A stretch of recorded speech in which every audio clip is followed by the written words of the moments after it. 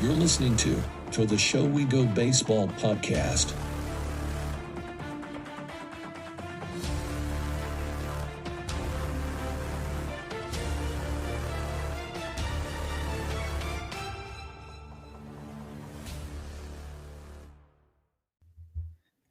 What's going on, everybody? Welcome into episode 49 of To The Show We Go. We have Ed Hand and myself, Andrew Parker. Today's episode, we have a special guest. We are going non-player side now. Our last episode was with Zach Kelly of the Red Sox, so please go check that one out if you have not. Today's episode, we have a celebrity for me, and I know for Ed as well, but I've been following the site for as long as I can remember, probably since high school for me. I'm getting old. I'm turning 30 this year, so I'm getting up there. But we have SoxProspects.com's own Ian Cundall today. Now, Ian, I've never gotten the chance to completely get to know you. I think I saw you in Worcester at one point this year. But I'm in Worcester a lot, so probably. But okay. I also don't really go into the press box, so. Yeah. I think I saw you sneak in there one time for for game notes or something, and I think my buddy Chris Henrique was like, "Was that Ian Cundall?" And I'm like, "I have no idea, but we should have said something." But Ian, we are happy to have you, and I just wanted to ask before we dive into some baseball things, how's your off season been? What kind of things are you up to when baseball's not going on? Well, thank you for having me. It's a pleasure. It's nice to, I see your guys' faces all over Twitter these days because you're one of the most viral Red Sox podcasts around, or baseball podcasts around, at least in my feed. So it's nice to be able to get on and be able to talk shop a little bit. And my off season is solely devoted to one thing, and that's college football right now, because I have a national championship to worry about this weekend. And that's literally all I'm focused on right now. So I had that. This is my one distraction, my one time I'm not going to be thinking about Michigan for the next 72 hours or however long it is till Monday. I want to slip in a college football question before we shoot to you, Ed, and we can start it off. But both of us are fans of colleges of the Block M. Yeah, both of those teams have beaten the Ohio State this year. So yeah. I think we can get along with that a little bit. 100% agree. I thoroughly enjoyed your game. I thought it was really nice to see Ryan Day learn what life was like without Kyle McCord after running him out of town. So yep. I think that, maybe he should have put a little more respect on Michigan's name and realized that, hey, maybe Kyle McCord wasn't the problem. We just played a juggernaut, which is what happened. And I'm glad that Missouri was able to show them that, hey, just running your QB out of town isn't always the answer. Ryan Day, maybe you should take some accountability and look at yourself in the mirror, because you're a terrible coach. But anyway, back to baseball. Let's do it. Yeah, so I'm gonna ask the elephant in the room. Beloved pitcher is gone. New guy is here. Max Castillo, the newest pitcher on the 40-man roster, and Mauricio Llovero is gone. Any thoughts on that blockbuster, Max Castillo? No, not really. I remember when it happened. I think I was in the middle of, I was doing something, and I texted a few people, and everyone was just like, yeah, no, it's a move on the peripheries. Nice story. We'll see what they can do. I just think it's really hard. And I think you have to view all the moves they're making with the pitching staff, especially this offseason, in the context of it's just going to be an entirely new infrastructure at the top. And so it's really hard to have many takeaways because we just don't know how they're going to be using those guys. We don't know what they're going to be prioritizing. We don't know what the points of emphasis are going to be in spring training. And I think it's hard to have a feel for all these new faces coming in, and it's all well and good to be able to look at their StatCast data, look at, talk to scouts who've seen them in the past. But at the end of the day, we don't know what the new guys, what Justin Willard, what Andrew Bailey, et cetera, Craig Breslow even are going to be prioritizing with them. So, they could bring in Castillo, and if he was a 4-seam guy last year, maybe they want him to become a cutter guy. Maybe they can, we just don't know yet. And so I think it's hard to have too many hot takes on these kind of peripheral roster moves when it comes to pitchers. Were you surprised to see Llovero go? Not really. I think that there's some fungible depth at the end of the 40-man, and he was right on that list. I think that this is what we're going to see. We're going to see, they're going to target their specific guys. And if someone they like becomes available, I think we're going to keep seeing guys who are kind of holdovers from the previous roster, especially on the pitching side, get rotated out as more and more guys that they like become available.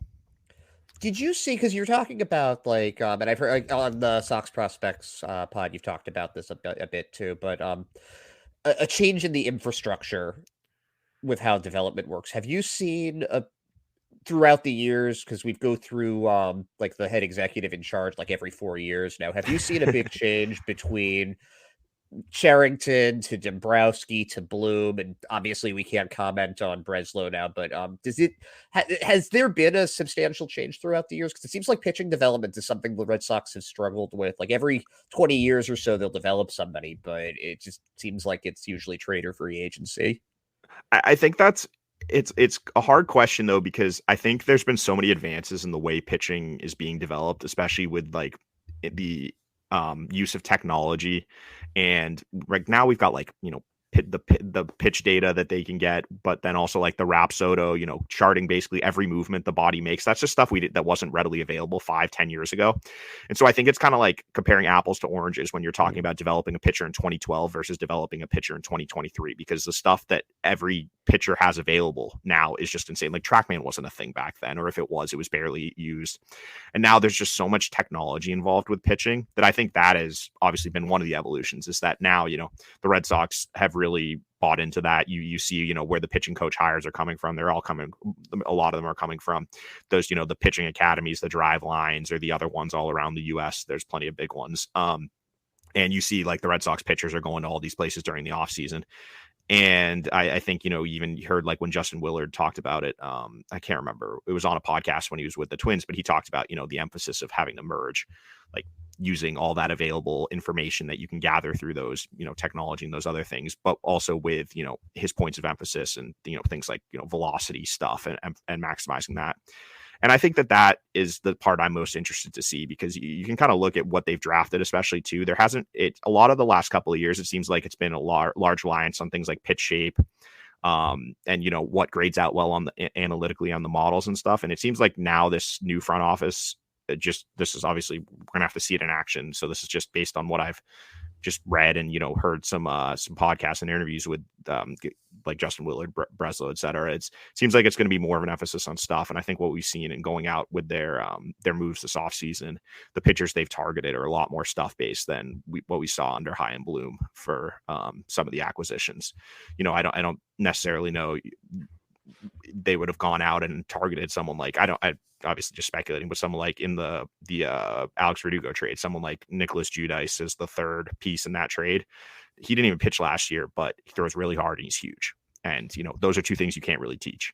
And when you look at the Red Sox drafts, obviously they haven't spent as many resources on pitching over the last couple of years, but you're not really going and, taking those hard throwing guys with fringy secondaries and, really questionable command. It's more, the Matt Duffy types, like the polished 4 or 5 pitch guys who probably have a couple pitches that look, the couple potential pitches that are really good, but the fastball might be a bit light. Or even, you look at some of the other guys they've taken, it's more projection. It's, Elmer Rodriguez Cruz, who's really, really skinny and throws like 88 right now, but we think, hey, maybe he can be, 92 to 94, which is he's up, in the low 90s now. But whereas, it seems like now they're targeting some more now stuff that we can kind of work around the edges and figure out the more finer points of pitching once we get them in the system. And so going off of like what you had kind of just said there, and you said off air that you had spent a lot of time in Worcester this past year. And I pretty much was there at every single home game, and I was seeing the pitching staff every single night have a ton of trouble, especially early in the season, kind of before they signed Barraclough. But what do you think about how they overhauled like the AAA pitching staff as a whole? Because I just peeked in. I got the Sox Prospects tab open at all times on the 2024 projected rosters, and their bullpen is completely different than what it was at this point last year. I just feel like they have so many guys that are ready, like that could be called upon like for the majors if there are injuries, which are going to happen. So I guess my question is like, from where it's at right now, and it's going to change a little bit before opening day, I get that, but where it is now compared to where it was at this point last year is completely different. So what have you thought about like how they're shaping AAA? Well, I think that one thing that, I mean, people know about it, but I don't think people really understand how big an impact it has was the automated strike zone in AAA really messed with pitchers. And I don't think it's, you just look at the numbers, and obviously the walk rate was up like a ton across baseball. And I think Baseball America did some really good like data on this. I don't have the numbers in front of me, but like I know just talking to scouts who watch AAA, and it's just like you're basically pitching with two different rules from what was it, Tuesday to Thursday and then Friday to Sunday. And there are certain things that when you're working with pitchers on execution, a pitch in AA that is a strike 10 times out of 10 just isn't a strike anymore. And things like that was I think a real rude awakening for a lot of pitchers. I think Shane Drohan's a good example of that. He's someone that the stuff isn't overwhelming, but he got it to a point where it was workable at AA. He goes up to AAA, and those pitches on the edges that were a strike for him in AA just aren't a strike anymore. And he has to pitch more over the plate, or where he gets hit hard, and then the corollary from that is, okay, I'm now getting hit when I throw it over the plate. I'm going to try and nibble a little more, going to keep it off the plate a little more. I'm not getting chases anymore. And I think everything just spiraled. And I do wonder how much of an impact that had on the pitching staff when the mindset, because we know how much of a mental game pitching is. And if you're going in and you're used to a certain thing and you're experiencing this entirely different way balls and strikes get called, I think it really can mess with you and kind of change the way you approach pitching. And obviously you guys talk to players more than I do, so maybe you'd have a better feel. I don't know if you've asked anyone about that specifically, but I just know from talking to scouts and some people who work with the players, that was something that they identified as was a pretty big change. And I think was a large, kind of a big shift that we hadn't had to deal with before. And I think something that staffs are still trying to kind of understand how to adjust to. But I think that as a whole, when you look at that AAA pitching staff, that was clearly something that Craig Breslow has prioritized. And I think Chaim Bloom did the same thing. The idea was to build as much depth as possible when it came to the pitchers, so that you have those interchangeable parts at the back that if you need to dip down into the AAA level, you have big league caliber arms. Because as we saw a couple of years ago with the Red Sox, when you don't have enough depth there, that's when you get into big trouble. That's when you're having to start Ryan Weber a bunch or things like that.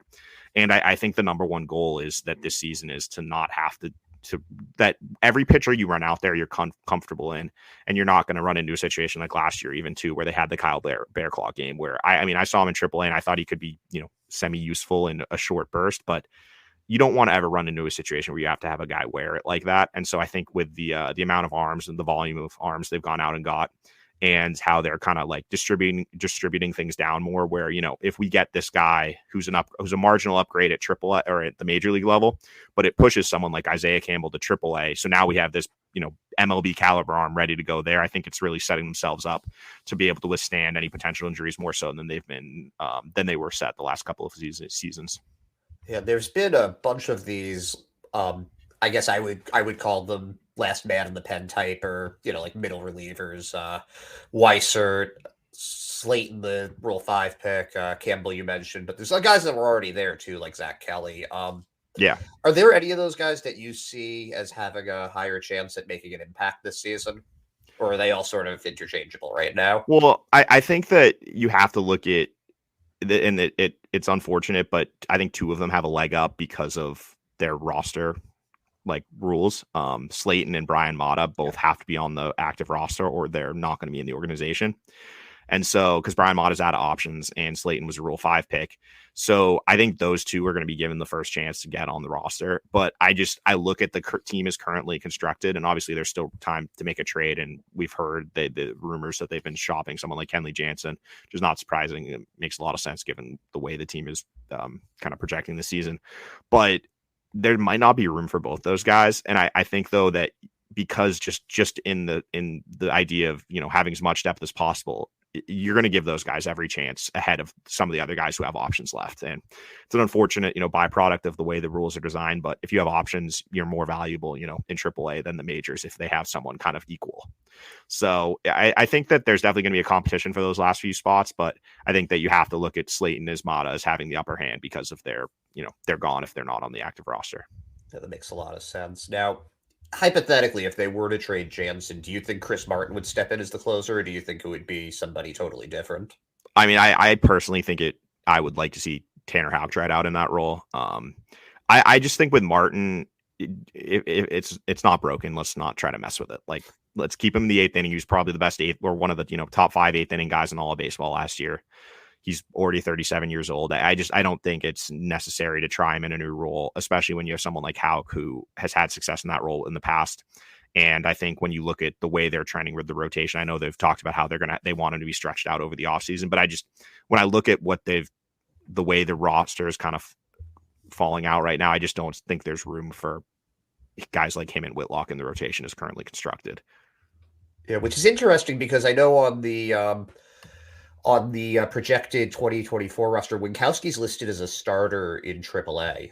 Is that something that's been confirmed that's going to happen, or is it just because of the roster construction right now it makes more sense? I think it's just roster construction. I mean, I know Alex Cora, I think they've talked about how they want him to, they're keeping their options open with him. But when you look at the roster, again, he has options, and you probably you need a couple guys who can start and have length down there. And when you look at the available guys, most of the guys on the 40 are going to be relievers. So if you're committing to, and obviously Whitlock and Houck are going to be on the MLB team, but if you're committing to them in the bullpen, you need some guys who can give you length in AAA on the 40. And I think that's the role Castillo can play. It's role someone like a Brandon Walter, Cooper Criswell, the new signing, and then someone like Winkowski because he's done it before. But I think that's like a fluid one. That's just basically a numbers game right now until we see kind of what happens with more of the current bullpen. Because as I said, I think it seems likely they're going to end up trading someone from that group at some point this offseason. I'm not going to make you go like in depth on this because you, Chris Hatfield, and our guy Chris Clegg put out a podcast right before New Year's Eve on the Sale Grissom trade, which we had Chris Clegg on our show, and he is just awesome to talk to. Like that guy, his knowledge is insane. Yeah, he's great. He's been helping us for a while. He's really good down because he's based down in Greenville. So yeah. But I guess not to like make you have to repeat yourself again, because if you want to go hear a lot of the Sox prospects thoughts, go listen to that episode. But what were your immediate thoughts whenever you saw the return for Sale? I mean, I thought it made sense. I think that you have to view the trade, in my opinion, from the lens of you're not only getting Sales money off the books, which you reallocated to, Giolito plus whatever, or someone else. I mean, I know they're only saving like $9 million, but the spot, etc. But also that you're filling the second base hole. And obviously that was something that they need to go out and get a second baseman. I don't think any of the internal options were either ready or capable of handling that role every day. And so I think that, you were able to get a guy at the minimum who you have under team control for 6 years for Chris Sale, basically as a rental, because they weren't going to extend him. And I don't think they were going to pick up that option either. So I think for how the team is currently constructed, it fits both teams' needs well, because the Braves are a team that's built to win. They're going to push for the World Series this year. They have arguably the best lineup in baseball. Maybe the Dodgers are the only one close to them. And the question marks for them with their pitching staff, they needed some more big game guys. We saw how at the end of last season, how injured their staff got. And with the Red Sox, they didn't really have an MLB ready second baseman, and I personally, and I know Ed and I disagree on this, I had no interest in going out and spending money on Whit Merrifield at any price. I didn't really think that any of the free agent options were that appealing, especially when, they're going to cost $8, $9, $10 million a year, where I'd rather, go out and address that via the trade. And I obviously didn't see the Grissom trade coming, but I think it's a nice upside play at second base for them for this year and hopefully, the next 5 to 6 years, and frees up some money to spend towards the rotation or maybe even an outfielder at some point. Yeah, I was ecstatic about that trade. Merrifield was the best second base option, which was the point that I kept trying to emphasize. But just because he's there doesn't mean he's good. No, exactly. Just because he's good, just because it's like it's like a shit on a rock versus shit on a stick. It's still shit. Not to call with Merrifield that, but Vaughn Grissom it's just a much better option. I didn't think someone like that was going to be available to them, especially at a price like Chris Sale, which again fits the Braves fine. Yeah, Red Sox. I was thrilled. I think it's just, it comes down to that. And I credit to Craig Breslow. I think it's a really creative way to address the second base hole. They didn't have to give up any prospects. And basically, this offseason, you swapped out Giolito for Sale, the outfielders flipped.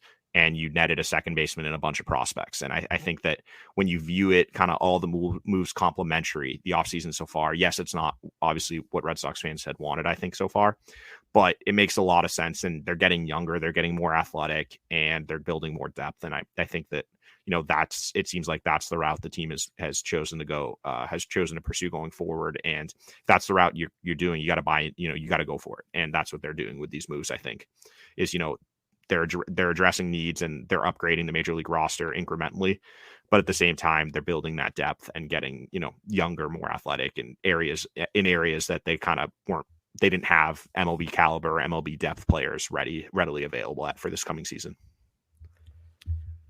I had a question on the Sox prospects rankings. Sure. They come out every month, and it's I feel like whenever they do come out, it's one of those things. I always see Tyler Milliken and a bunch of people like freak out about it, and it's great. How hard is it you have two all-around guys?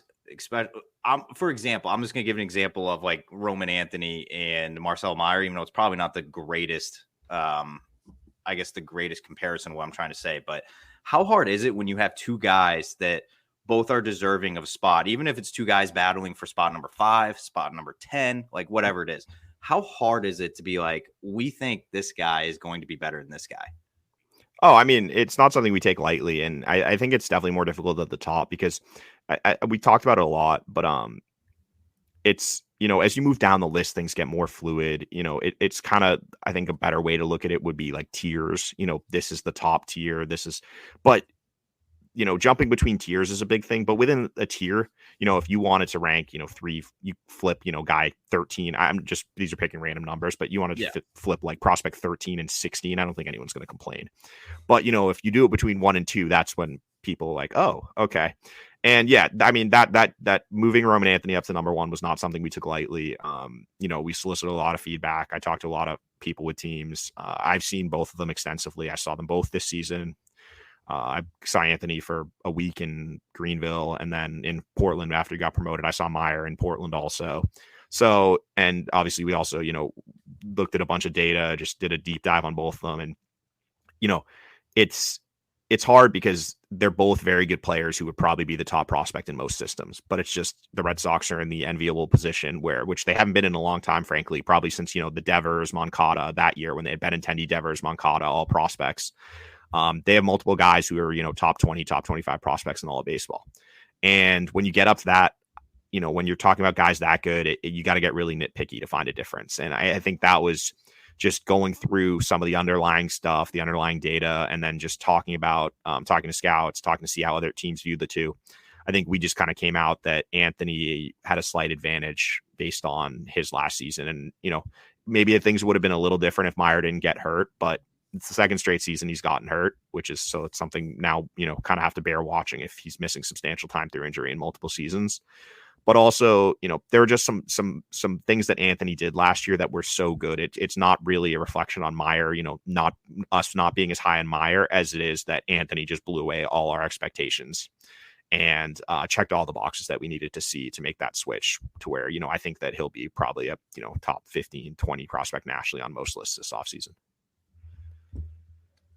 Now, one overarching trend last season that you guys were talking a lot about on the Sox Prospects podcast was Blaze Jordan and the fact that people get kind of annoyed with you guys for not rating him higher. That's not. I disagree with that sentiment. I think he's right where he needs to be. But for Blaze Jordan to take a step forward as a first baseman and to maybe get onto that top 10, like what would he have to do in 2024? I think the biggest thing I'd like to see from him is just a more consistent approach at the plate. He got up to Double A, and I think he held his own. And I think that's the one thing that you got to remember with him is he's still 20 years old. He got up to Double A as a 20-year-old. And I know the minors, we do have to reevaluate how we view, kind of player moving along the timeline because it's been accelerated now. Minor league baseball is just not as good. The players are not as good as they were. And it's, I think, partially due to the pandemic, but also the removal of short season A ball has played a pretty big role in this of just guys get pushed more aggressively now, but he still made Double A's at 20-year-old and held his own. But when you look at just the numbers, like he's one of the more aggressive guys at the plate in the sense that he only sees like he was in AA was 3.23 pitches per plate appearance. And like, as a point of reference, Roman Anthony in AA was 4.41 pitches per plate appearance. So you're talking, he's going up there hacking, and that can work to a point, but there's just a lot of concern from scouts that, as you move up the levels, you're going to get exposed with that approach. And when you've got your aggressive early in counts, you expand the zone a little too much. Those are the two things I want to see with him. His calling card is going to be at the plate. When you're limited to first base, it's unfair, but that's, you got to hit. And if he can show, consistently that he can make solid contact, that he can drive the ball over the fence, and that he can improve that approach to where, because strikeouts aren't really the issue with him. It's the quality of at bats. You got to be more consistent from at bat to at bat and waiting for pitches that you can hit rather than getting yourself out on pitches you can't, and expanding the zone. And I think if he can do those things, that'll go a long way to answering, a lot of the critics and answering some of the questions about his bats viability long-term. Cause that is the question. It's, the defense is what it is, but if you hit, they'll find a position for you. And there's upside there. He's got potential. It's just, can that translate on the field? And that's something I think that a lot of people have questions about right now. But that's why, we'll see. He's going to get to go to AA next year, and he's going to have a chance to show it. And yeah, I mean, there will be those times when you see him really get a hold of the ball. It's very impressive. He's got legit raw power. He can hit the ball really hard. It's just, I want to see that more consistently from him, from at bat to at bat and from game to game.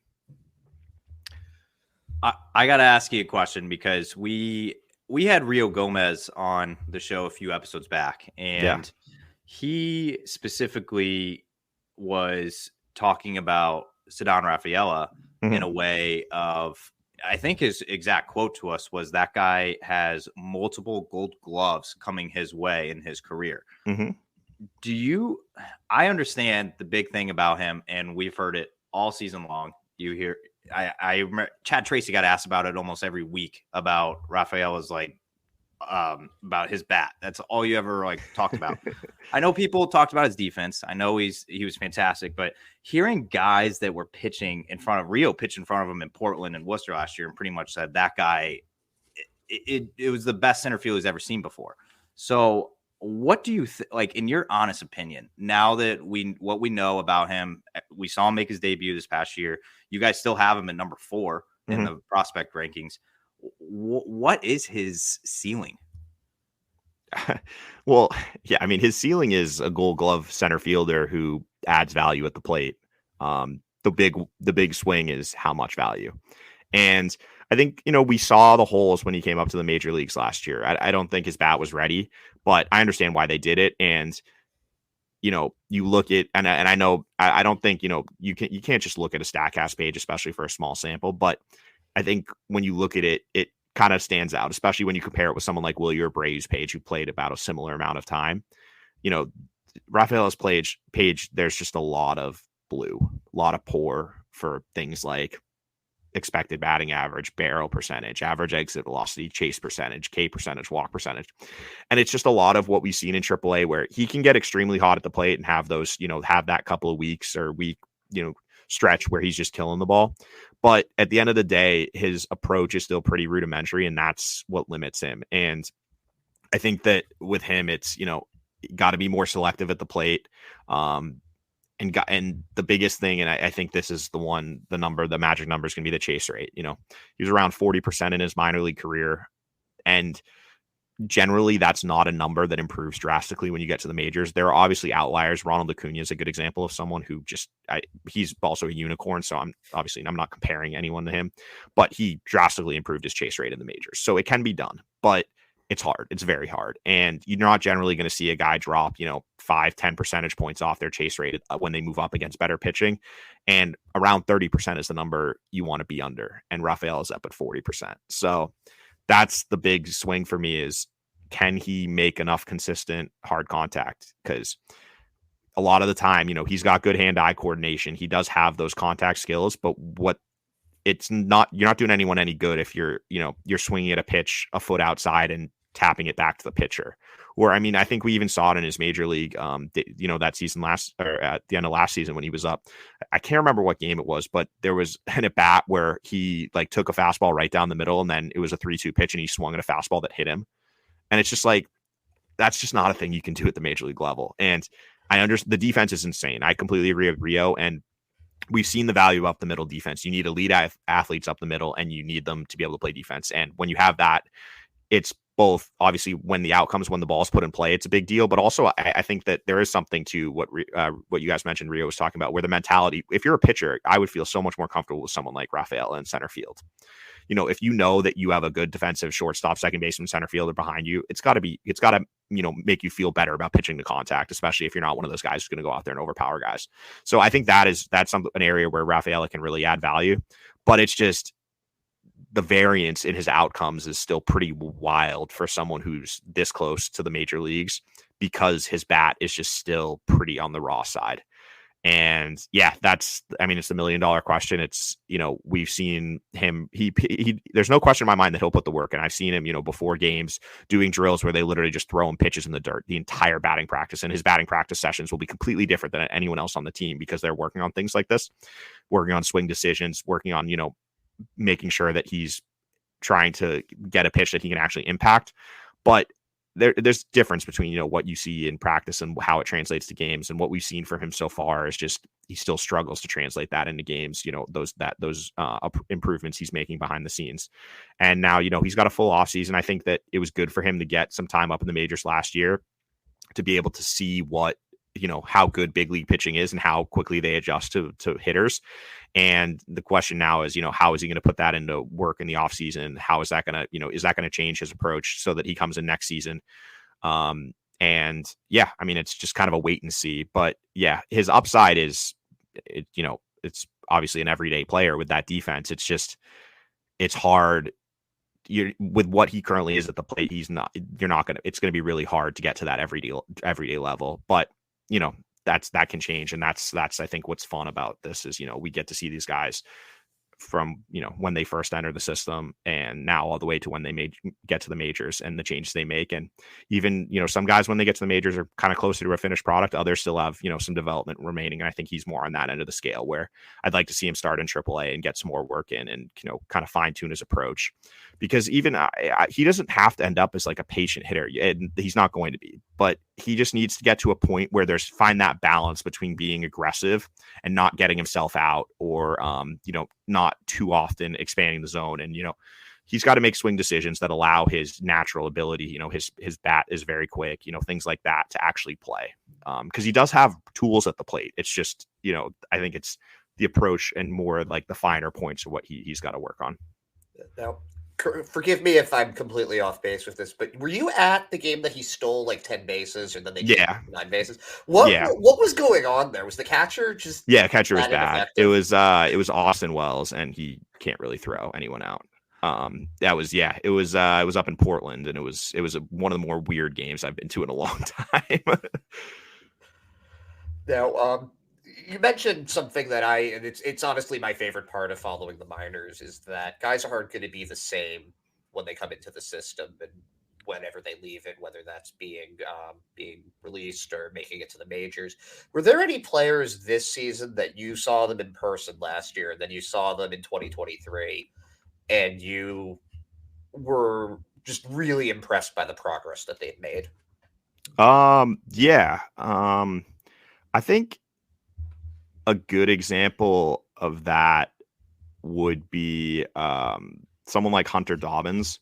He was someone that, he didn't pitch very much. He's had some, injury questions. And I think last year he made like 20 starts, probably under that. He pitched about 60 innings. I thought this season, the way he came out, his fastball got more lively. Like I saw him up to 98, I want to say, maybe 99 even. I can't remember exactly, but or maybe 97. I guess 97 we'll go with, because that's what we have on the page. But his report's been updated recently. But I was really impressed with the changes he made.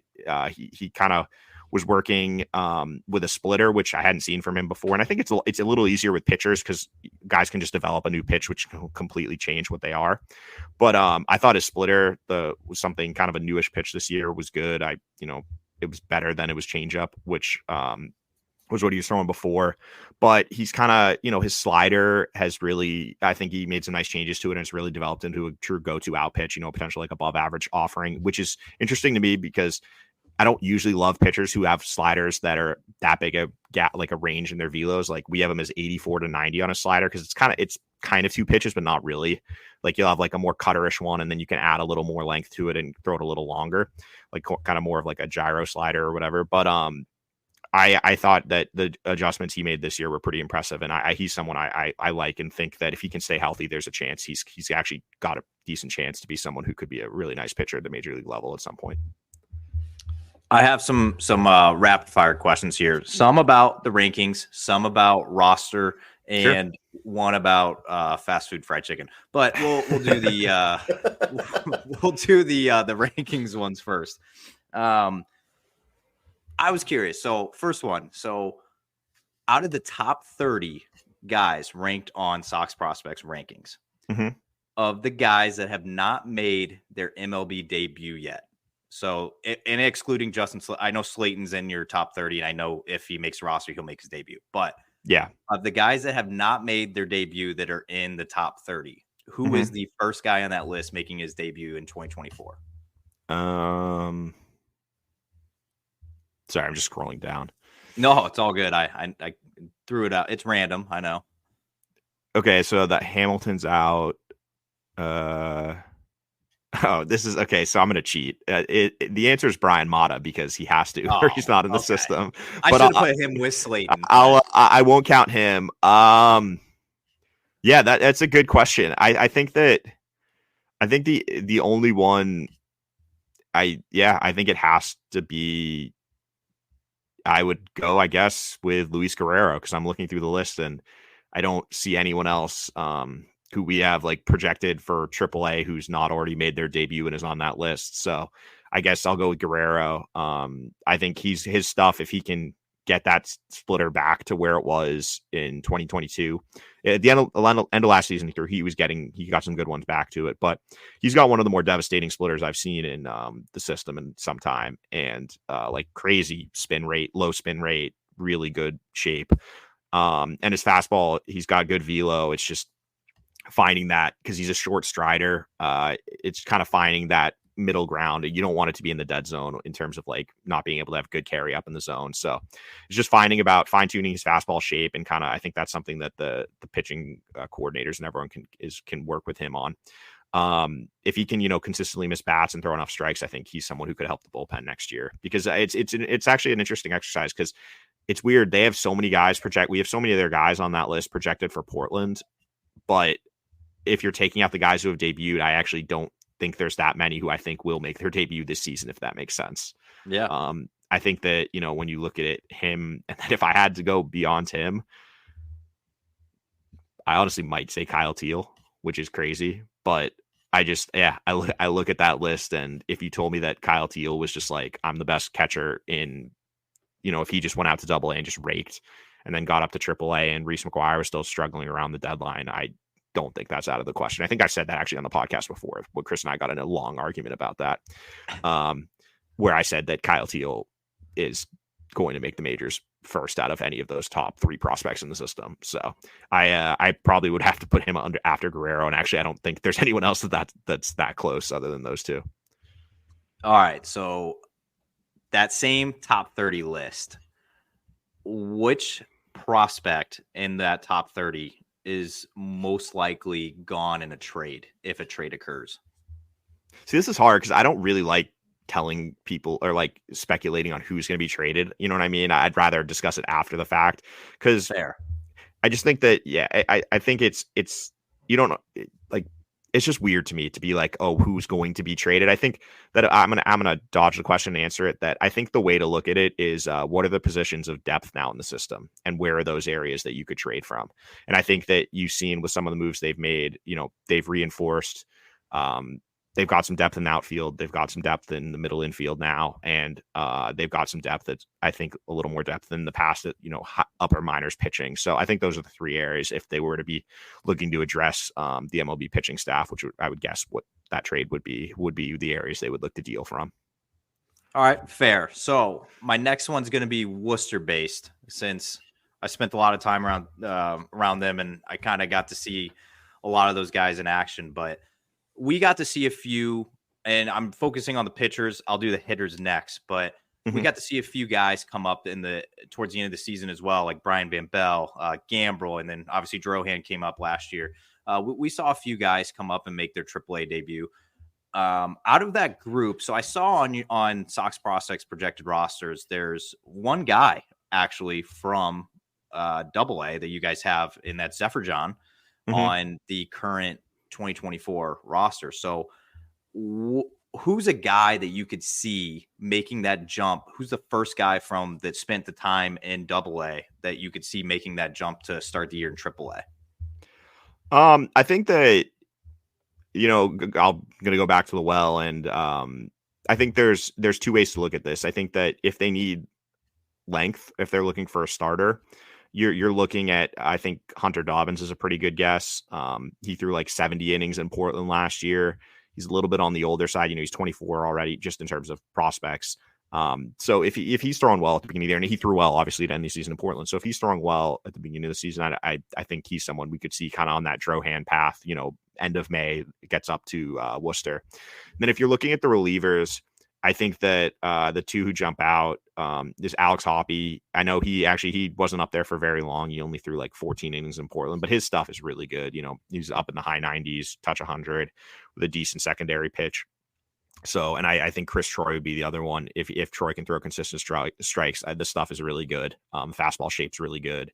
There's a lot to like there. It's just, finding consistency from outing to outing and throwing consistent strikes.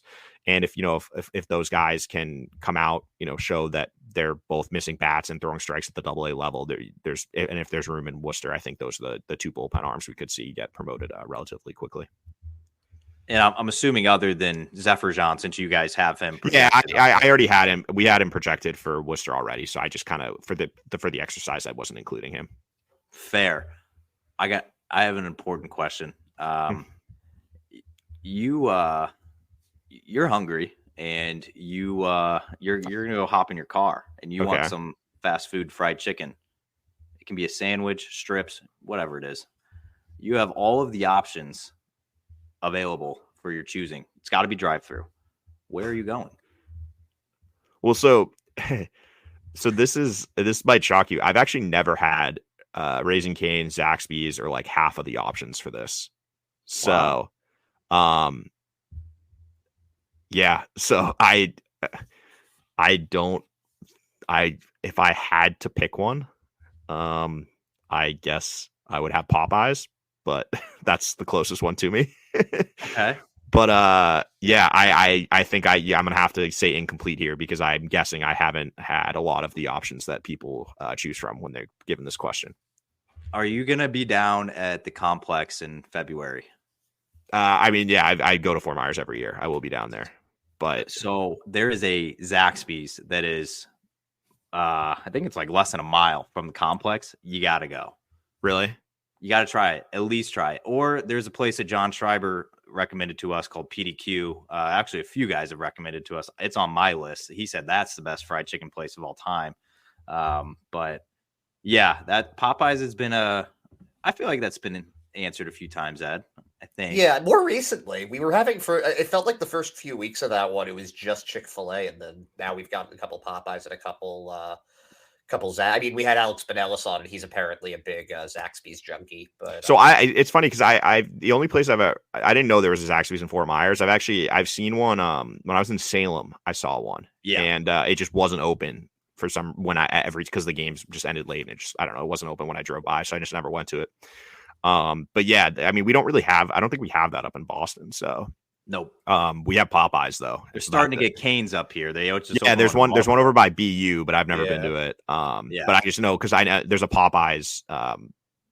There's Popeyes close, so that's the only one. There used to be that one right next to Fenway that no longer is no longer there. But I think Popeyes is as long.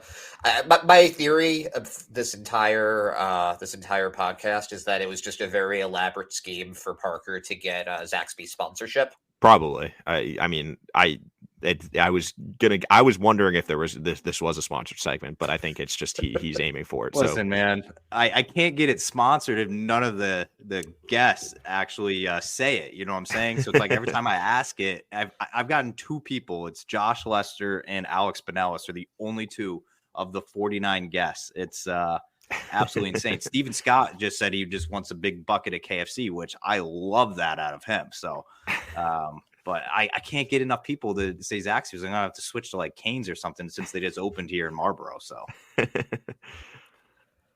I don't know.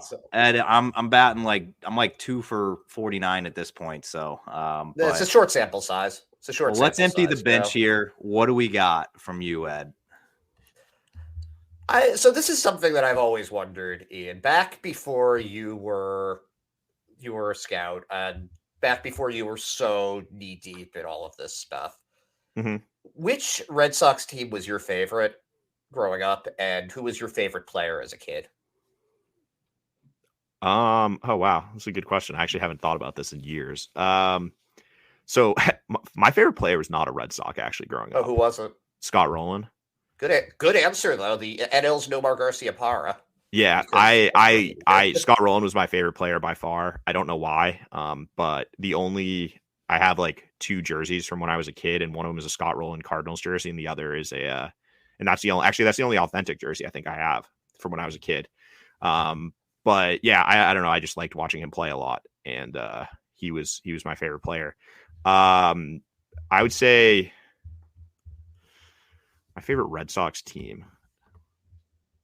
So I guess you got to say what? I guess what 04 is the most popular answer. Or we don't usually ask this one because we don't have a lot of like Red Sox exclusive. Like, none of these players are from okay. Boston, So I can't remember. So this is I'm actually gonna hedge because I can't remember if this was 04 or 07. I think it would have been. Basically, there was one year where Jordan's Furniture offered free furniture for your like basically free furniture if you purchased during a certain amount of time. And I'm younger, so I was obviously still living with I wasn't even in high school actually, or I just barely got in high school during that time. And I remember we got a bunch of furniture and then got it for free because the Red Sox won the World Series. So that team is my favorite because we got free furniture out of it. They did that this last year, right? Well, so they kept changing it because I remember, I think it must have been 07 because it was probably 04. It was probably 04 because I know that they changed it. And then the second time, and yeah, it had to have been 04. And then in 07, they changed. The Red Sox had to sweep the World Series for you to get the free furniture because obviously their insurance people didn't like that they gave away like millions of dollars in furniture with the first one, and then they swept anyway. And so, yeah, I think it would have to be 04. But that would be why. That's the reason is my parents, my family got free furniture out of it. So, yeah. So this is my final question, and this is more of an inside Sox prospects question. But there's that ongoing conspiracy theory that you and Chris Hadfield hate each other, and I know that that's not true. But I was just wondering, what's your favorite thing about working with Chris? I mean, I think Chris does a great job. I think his attention to detail is really impressive, and I think it doesn't get talked about enough, but he looks at all the scouting reports that I put up. He looks over them and with a fine tooth comb and does a really nice job of putting my really baseball-y terms into things that people can understand. Because if you read them initially, I go in the weeds. I'm using terminology that I probably shouldn't be using. That a lot of people, some people understand, some people won't. And I think Chris does a really good job of getting them to the point where they're more readily readable for the public. And I think that his attention to detail is really impressive. He does a great job of keeping everything kind of on task and making sure that we don't really miss anything, and it'll be even like the smallest thing, something I'll write up an entire scouting report and there'll be one line that he'll be fixated on that needs to be fixed, and I really appreciate how good he is at that. So I'd say that was one thing for me when I started doing the social media, that initially I was always like, why is he being so like nitpicky about this? But you get better so quickly. Yeah, from it. No, he's really good at that stuff. Yeah, it's unbelievable. Yeah, no, and I will say that for the record, we do not hate each other. I will say we disagree on things. Like, I think maple syrup is extremely overrated, and I stand by that. And I know there are a lot of people who don't like that, but I maintain that if pancakes are good enough, they should be able to withstand not having maple syrup on them. It's just that's just what I believe, and yeah. So I'll stand by that. That's probably that is one of the biggest disagreements I think we've ever had on the podcast, was that take by me. And I heard from a lot of people who did not agree with me. So I think I might be on an island with that, but we do not hate each other, for the record. That is tough. Pancakes without syrup. I feel like it's just way too dry. Well, I'm not eating like normal. Yeah, that's why you have like blueberry pancakes or berries in them. Like, I'm not having basic pancakes. That's boring. Like, make interesting pancakes and then you don't need maple syrup. I'll leave on that. No. I got in trouble last time I said this. The number of baseball people who text me and being like, bad take, I was like, I took some L's out on the last time I said this, but I'm just going to double down because why not? It's 2024. We all have them, man. We all have our bad food takes. It is what it is. But yeah, I did want to say before we go, I do want to shout out. I don't know if it's you or who it is at Sox Prospects that updates those rosters so quickly in the middle of the season, or even now. Like, you guys are on top of that. Oh, that's well, we talk about it, but that's Chris and Mike do a great job. They're on top of that, and James Dunn too. Cow. So the rest of the brass does a great job keeping up on that and making sure it's as accurate as possible. Because I mean, I don't know, I use that page all the time. It's what I reference whenever a transaction goes down. So it's really nice to have it updated quickly, and it's never lagging behind when stuff is happening. I'll tell you, first time I met Andrew. This was at the in the press box for the Woo Sox, and he goes, "Hey," and he like taps me on the shoulder. He goes, "Look at this," and he has like the Sox Prospects tab up, and he's just like, "I always have this up." No, I appreciate it. But I think you thought that I was the one doing that. I think you thought I was the one. I did. I was like, dude, you're updating this so quickly. Like, this is amazing. I think somebody had just gotten called up, and it was already updated on there, and it was already like backfilled. Like, all the call ups had happened, and it was already backfilled. I'm like, this is amazing. Well, yeah, I mean,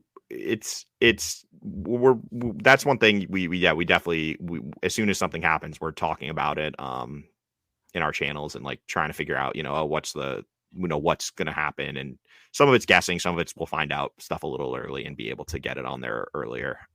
But yeah, it's I appreciate it. It's something we take good pride in, so I really appreciate it. Oh, it's always open on my computer. It's open right now. It's just an amazing tool, and when you see guys like Chris Cotillo and all the even Bradfo and all the guys, like even like anytime I write something, I always link it back to Sox Prospects. I see Chris do the same thing. Everybody, it's all of us are very thankful for it. And Ian, thank you so much for your time. You've given us 51 minutes, about to be 52 actually, but I guess one last thing really quickly before you go, I need a final score prediction of the national championship game. Not going to give it? Nope. I don't. I'm not tempting fate. Fair. I like it actually. Do you very superstitious with certain sporting teams, and this is one of them. Fine. So let me rephrase the question then, and you just got to give me a yes or no answer. Is the line of? I think the line was 5. I think Michigan was. I think it's 4.5 now or something. Yeah. Is that fair, or is that accurate or inaccurate, do you think? Yeah, I mean, I think that I think we have a very good team. I will be in attendance, so I like our chances, and we'll see. I mean, it's going to be a tough game. Washington's a really good opponent, so we'll see. I like it. Stay humble before. Don't want to be on freezing cold takes or whatever that is. So I respect it. A deserving team is going to win the national championship this year. I think that's a great matchup. You got 2 undefeated teams. It's the way it should be. So I'm looking forward to it. And we'll see what happens. Anyone can win on any game.